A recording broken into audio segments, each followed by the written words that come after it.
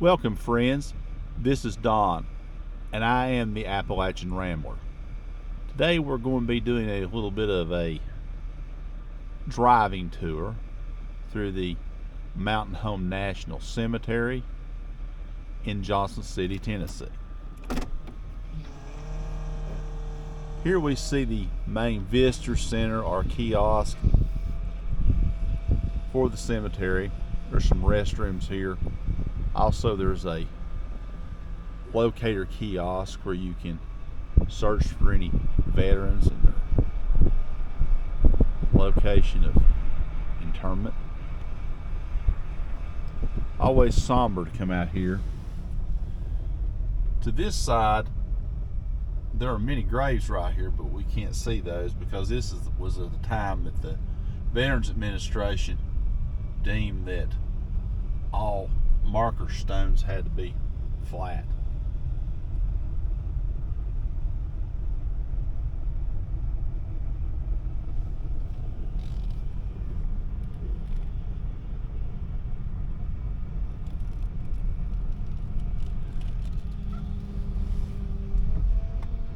It's always rather somber to come here and we look at all the stones.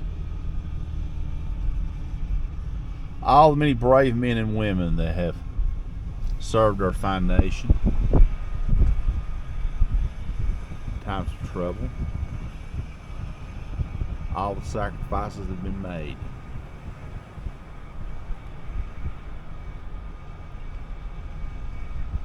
Folks, our country's not perfect. I won't call myself the greatest patriot.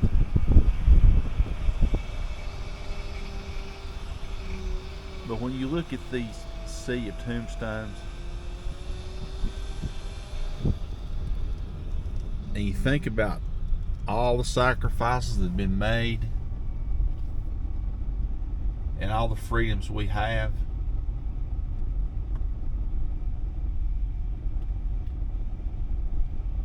it's just mind-blowing.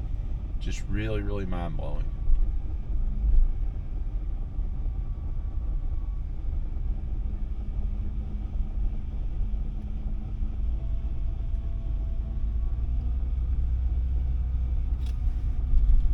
As a little background on the Mountain Home National Cemetery, originally this cemetery was formed in 1903 in conjunction with the neighboring Veterans Administration Hospital.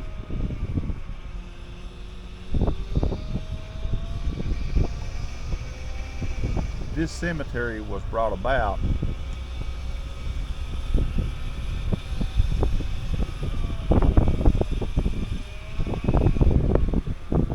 by Congressman Walter Preston Barnlow. He was able to get Congress to appropriate money in 1901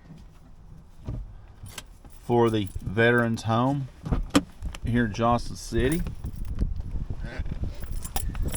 and that brought this cemetery with it. We're going to stop here a minute and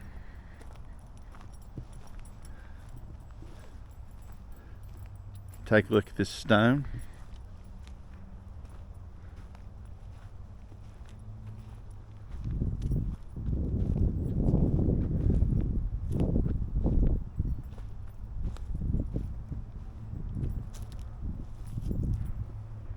This monument is in recognition of Congressman Brownlow.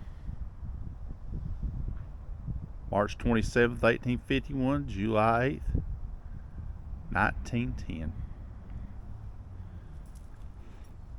Relatively short life, but a lot of accomplishment there.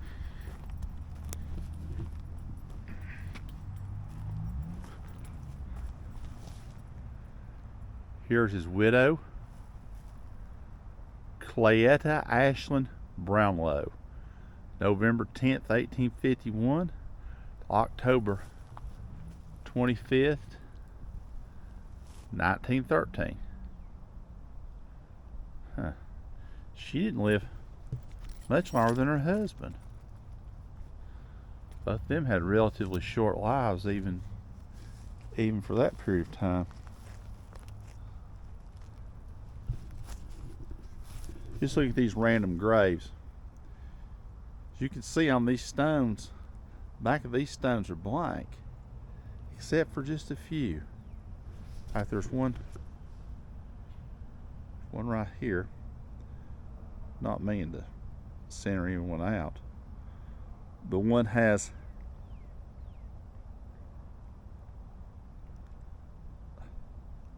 carvings on the back side of the stone.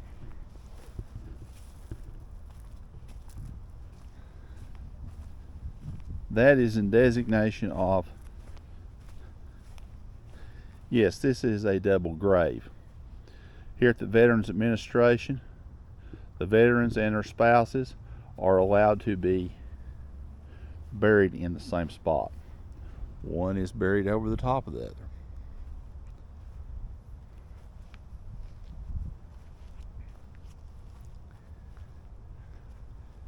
It's a sea of stones.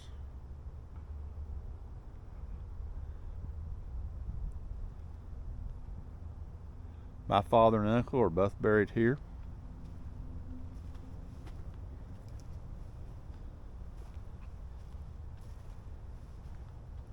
There's no charge for the burial plot, nor the opening nor enclosing of the grave. That is all free for the veteran and their spouse.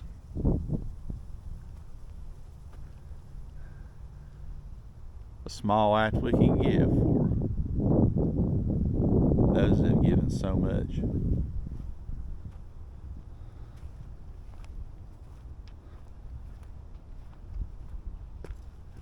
We'll take a little walk right here.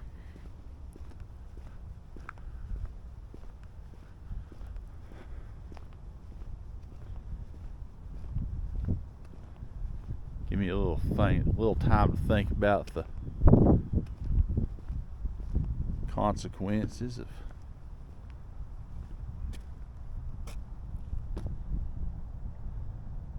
there's a stone of a soldier was in the 4th Tennessee Infantry.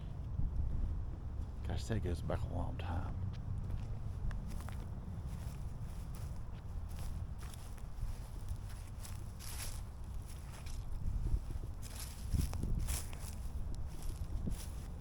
These stones don't even have dates of birth and death.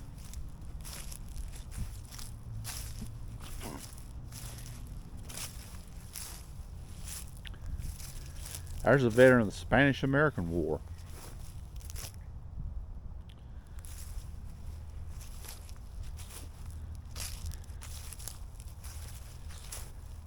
It's a veteran of the Civil War. Gosh.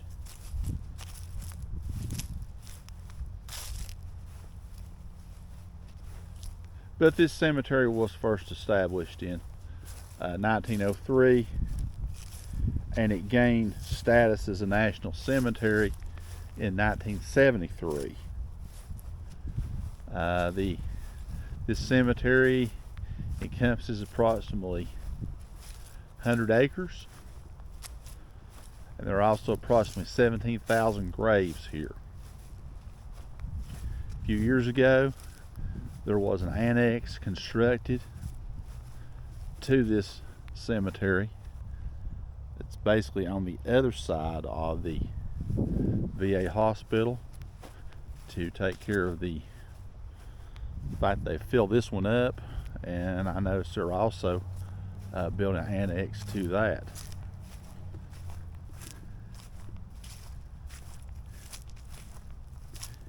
Here's a little unique area that most cemeteries don't have around here. This is your interment memorial area.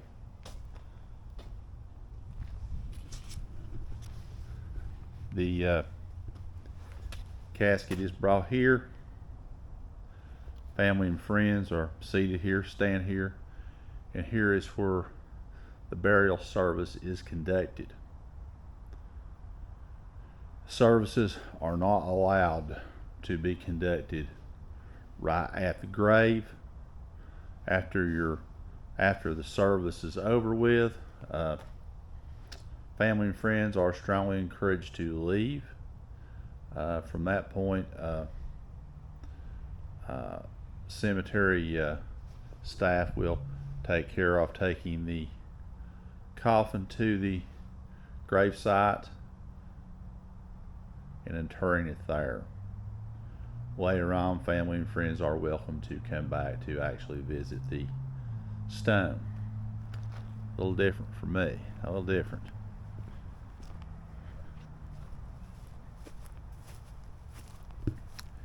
Now, as I said, my father and uncle are both buried here.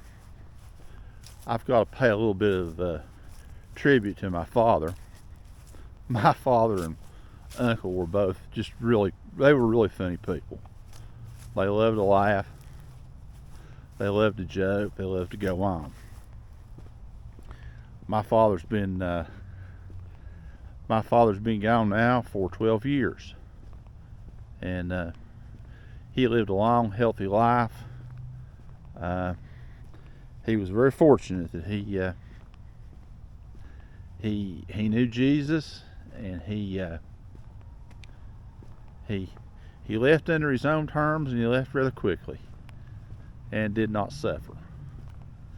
But I will share a really humorous story, and I often said to myself, "Gosh, I wish Dad was here to see this. He would really laugh about this one." A local funeral home handled the arrangements for his funeral, and the day of the burial, we followed the hearse from the funeral home in procession. We had about 15 cars in our procession. We were following the hearse. I was in the car immediately behind the hearse, and we came down this road right here, and as you can see, there's that interment area over behind the bush. But we came to about where this one way is right here. At this time, those posts were not here, and we parked right here.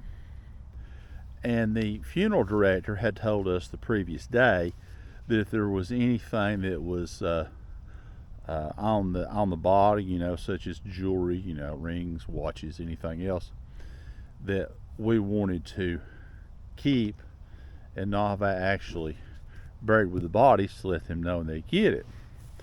Well, I asked the funeral home that man, when we pulled up right here, everybody stopped, and we were basically waiting for the directors here at the cemetery to give us the go ahead and proceed down there for the ceremony. Well, I asked this funeral director, I said, did you get the cufflinks off of Dad's shirt? Now, these were all really probably cheap cufflinks that had very little value to them. They might have been worth $5, I don't know. But they're just a cufflink I can remember my dad wearing from the time I was a small boy. And for some reason, I wanted those cufflinks. No big deal. So I asked him, I said, did you get those cufflinks? And he gets a really funny look on his face. And he said, no, he said, I can't. He says, I didn't.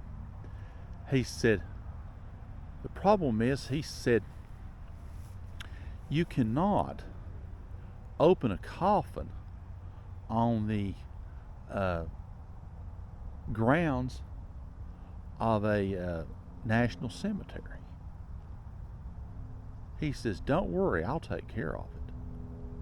So he jumps back in the hearse and he takes off. And he goes up through here. Matter of fact, I think we were parked on back here a little bit more. He goes down here and he circles this section right here, and he comes up and he goes right up past where we are right now. And there's like 12 cars backed up behind us. And he just takes off. And I'm like, well, I'm not really sure what he's doing, but I know these people in the back sure have to be mystified, because they're thinking, well, what in the world's happened? Did Mac actually, is he actually dead? Did he rise up out of the coffin back there and they're taking him to the hospital? Was his final request that I didn't know? You know, if he couldn't take it with him, he wasn't going? I mean, I can imagine the sheer look of confusion and bewilderment on these people's faces as this hearse turned around and went right back out this road. Come to find out that the funeral director had gone up here to this corner, and turned and he'd gone down one of these side streets, probably about where that van is up there. It's got those yellow lights flashing on it. He went up that street just a little bit, pulled over to the curb, got out, got in the back of that hearse, opened up the casket, and got the cufflinks. Then he turned around and returned back down here in line. And he told me, he said, oh, I pulled up there, and he says, I got out, and he said, I noticed there's some people around, and he says, they were looking at me really kind of funny. And I thought, oh my gosh. But my dad would have just been rolling laughing at that one. And I think about that every once in a while, and we've all suffered a great deal of loss of loved ones over the years. I know we have, but I'm just so thankful that I can look back and over the years and think about all the funny things my dad said and he did, and I guess this was just one final source of laugh from my dad. But that's pretty much what I've got here, folks. I know this is a somber place, a place for reverence, and I feel very reverent for all these people that are here that have served this country in one shape, form, or fashion. But hopefully, if any of you have any people out here, I hope you can maybe remember them and remember a few things. Just remember the good things about them. Remember maybe things they did that made you laugh. It was great. And so I'm gonna close that here, folks. And honestly, I think I know where those cufflinks are right now, but I'm not sure. But the cufflinks weren't the main focus, but I guess it was just Dad's last attempt at laughter, folks. So thank you for joining me today. Please like, share, and subscribe, and hit that bell, and I'll see you next time.